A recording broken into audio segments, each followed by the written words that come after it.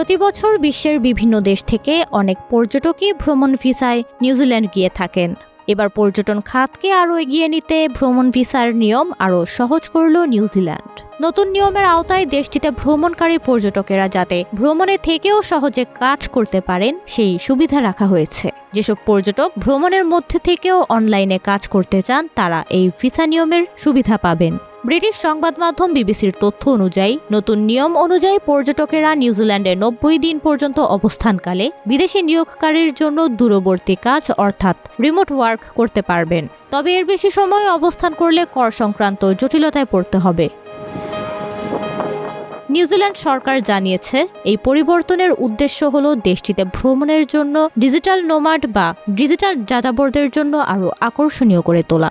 Digital যাযাবর হলেন এমন ব্যক্তি যারা ভ্রমণের মধ্য থেকেও অনলাইনে দূরবর্তী কাজ করেন।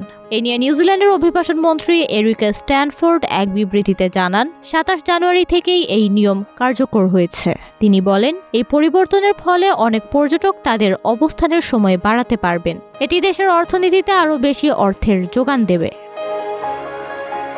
বার্তা সংস্থা রয়টার্সের তথ্য থেকে জানা যায়, নিউজিল্যান্ড সরকারের এই পরিবর্তনটি সব ধরনের ভিসা যেমন পর্যটক ও দীর্ঘমেয়াদী ভিসায় পরিবার, সঙ্গী বা অভিভাবক আসা ব্যক্তিদের জন্য প্রযোজ্য হবে। তবে এক্ষেত্রে শুধু বিদেশ ভিত্তিক দূরবর্তী কাজই অনুমোদিত হবে। যেসব ব্যক্তির কাজ নিউজিল্যান্ডের শারীরিক উপস্থিতিতে হয় তাদের যথাযথ ভিসা নিতে হবে, তারা এর বাইরে থাকবেন।